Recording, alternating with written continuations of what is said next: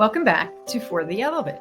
This is our 7th episode, so we'd like to say that's lucky number 7. And hopefully these sessions have been lucky for you in that they've provided you with some pretty interesting takeaways or things to do differently as you deal with this crazy thing called life.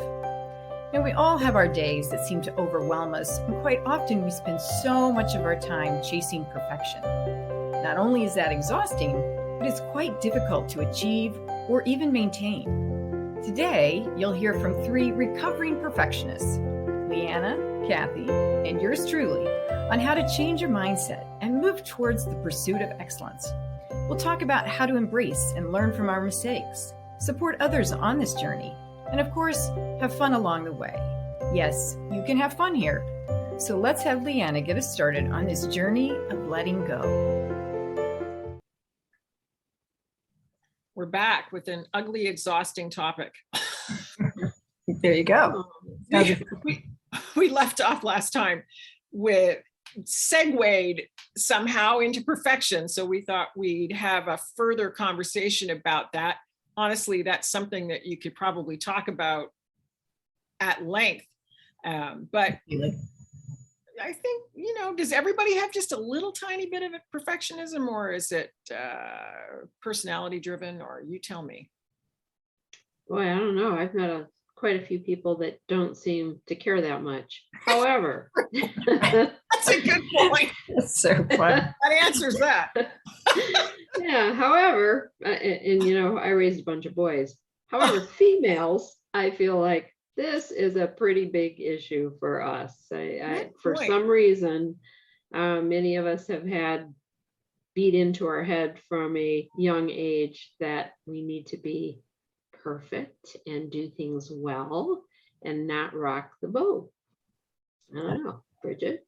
Well, I think that's right. I mean, from an early age, certainly parents quite often are those individuals that really hammer that home. They want perfection. I started out as a piano major, and perfection. They wanted that achieved all the time. My parents, they wouldn't accept anything less, right? So that becomes ingrained into everything you do. And it becomes quite annoying for the person who is striving for perfection.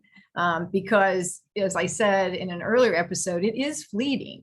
So that quest can just really cause you harm, cause your health issues. It can cause you relationship issues, friends. I mean, friends that get tired of being around Miss Perfect, so it can really be a problem.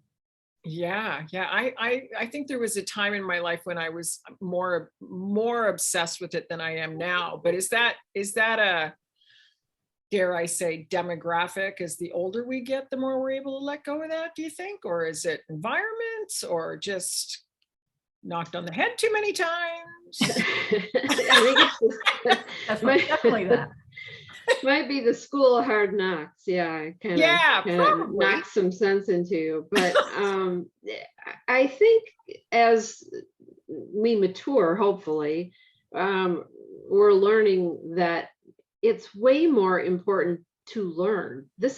Perfection is a mindset that we have where I got to get it right.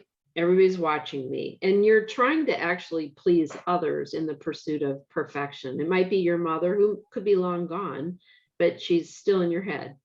Or it could be your boss, or it doesn't really matter, but it isn't about learning and getting better as much as it's about trying to please someone that, is a lost cause, because you've got to focus on your own pathway and journey. Right. Yeah, and that takes courage to do that. Sure. I mean, it's easy for us to say, focus on it in a different way, but it does take courage, because you have to be vulnerable. You have to be willing to make mistakes, and that's hard to do. But that learning comes from making those mistakes. And the growth happens then, and it can be, it really helps create that resilience that we all need, and that it's there for us when we need it most. I love that you brought up vulnerability, because I think that there's so much connected to that conversation as well. I think that a lot of people, probably the majority of people, see vulnerability as a weakness. And it's been interesting throughout my journey, personally and professionally, when I got to a point where I was willing to let that go and be vulnerable, is when I got the most respect and was able to connect with people on a completely different level. So it's absolutely. I mean, it's okay to say, I don't know, or I never thought about it that way, or wow, I really don't like the way I'm coming across. I'm going to try to focus on communicating in a different way. Will you help me? Will you give me some feedback? I mean, these are all like ways to move forward and pursue excellence again, instead of perfection. And you have to make yourself vulnerable, because you become a novice in areas that you're learning, and you've got to work through that process until you become more of an expert, and in the cycle continues. So I always say, what's the worst that can happen? I mean, the worst that can happen is you might get embarrassed. Okay, well, that's not going to kill you. It's just it's not. Yeah. Yeah. Well, and I think too, as women in business, you come up against that perfection syndrome quite often, because you may be dealing with industries that are very male dominated, or you walk into a room and no one looks like you. So you've got to really, your mind immediately says, whatever I'm saying, it has to be perfect. It has to be spot on. In order to get that promotion, I have to be perfect. Instead of realizing that through those vulnerabilities, through those mistakes, you can get the same thing. You can get to the same place. It may take a little longer, but at the same time, people see the real you.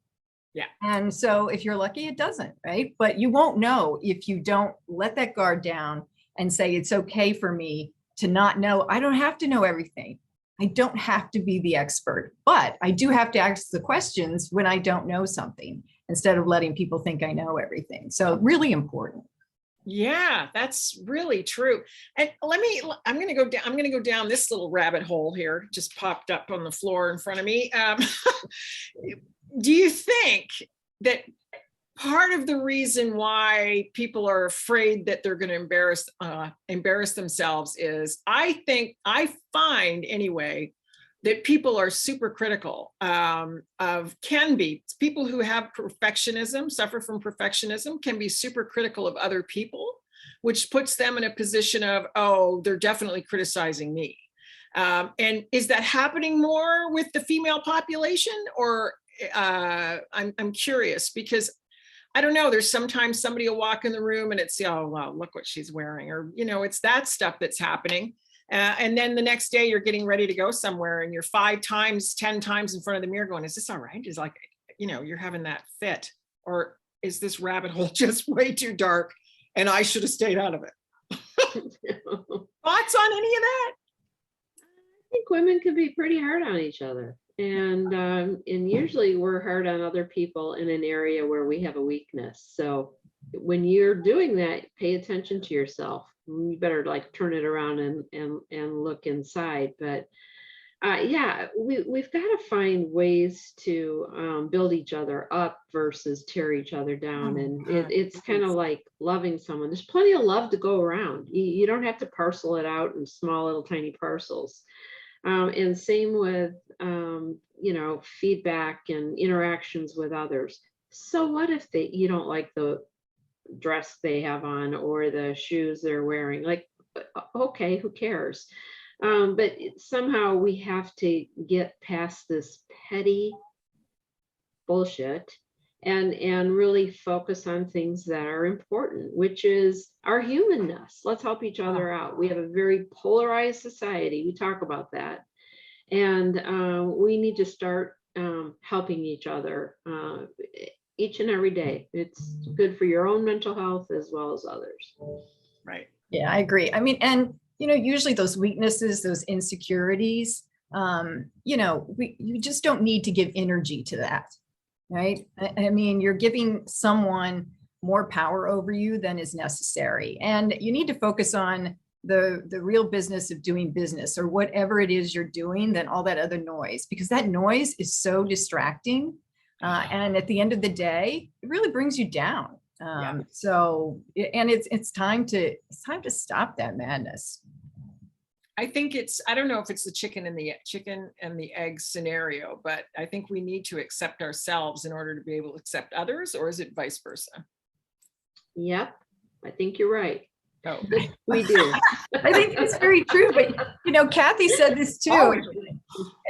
Women can really be so helpful to other women. And when they are, it's a beautiful thing. But when they spend so much energy tearing, another one down, it's a lost situation for everyone. So I think we can do better there. We say we do it, but then when we really put it to the test, we don't. Yeah, we don't. Well, and there's also this brain thing, and it's called our mirror neurons. I love this. Yeah. Which is, if I start practicing kindness with you, other people see it and have a tendency to pile on and do the same in a positive way. And that's how our brains are built. It's really amazing. And so sometimes, maybe, I'm not sure if that's the chicken or the egg, but when we're exercising that kindness to others and to ourselves, other people catch on and will mimic that. And it's not even conscious all the time, but we can influence those situations, and we need to influence those situations. Yeah, think of that as a muscle, and start exercising it. Oh no! I'm working on a 6-pack. Another workout. Another one, right? Another thing I have to do in my effort to be perfect. No, I'm just kidding. But it can. I love what you said, in that when women support each other, it can be a beautiful thing. It's magical, and I think the three of us have found that in our relationship. And I make every effort to support women in my life, and I know that the two of you do too. And it really is magical. I think we can all attest to that for sure. Okay, any final words from any of our recovering perfectionists before we sign off for today? Gosh, I would say get rid of that word, remove it from your language, and start doing things, that are good for you, healthy for you, and really, again, take it back to what brings you joy. And if you make mistakes along the way, learn to laugh, because gosh, when you can laugh at yourself, things get a lot better. You'd be amazed. I do that a lot. I laugh at myself on a regular basis because I can do some really crazy things. So take a moment and celebrate that laughter. I'm hilarious. I crack myself up all day. Right? Exactly. No, we definitely need to do that. More magic. It's more magic when you can laugh at yourself. And you know what? If you're going to drop perfection, just do it for the hell of it. How's that? Exactly. This is definitely one of our favorite topics, and I'm sure you could tell that we loved it. We hope you did too. Now, we like to end our chats with a funny quote to think about when the day just gets a little bit too heavy. We ever so fondly refer to them as titter times. So here's one that we love, especially given our topic of perfection. So here we go. Heck yes, I'm short. God only lets things grow until they are perfect. Some of us just didn't take as long as others. All right, so the author is unknown for this one, but hopefully it at least put a smile on your face, or maybe even provided you that laugh out loud moment. We certainly hope so. So to complete this episode, please don't forget to leave us comments. Let us know if you're one of those individuals just desperately seeking perfection, and if our tips were helpful. What will you do differently today, tomorrow, or even in the weeks ahead? And of course, let us know what you would like to hear more about in future episodes. Until next time, keep moving towards a healthier you. Do it for the hell of it.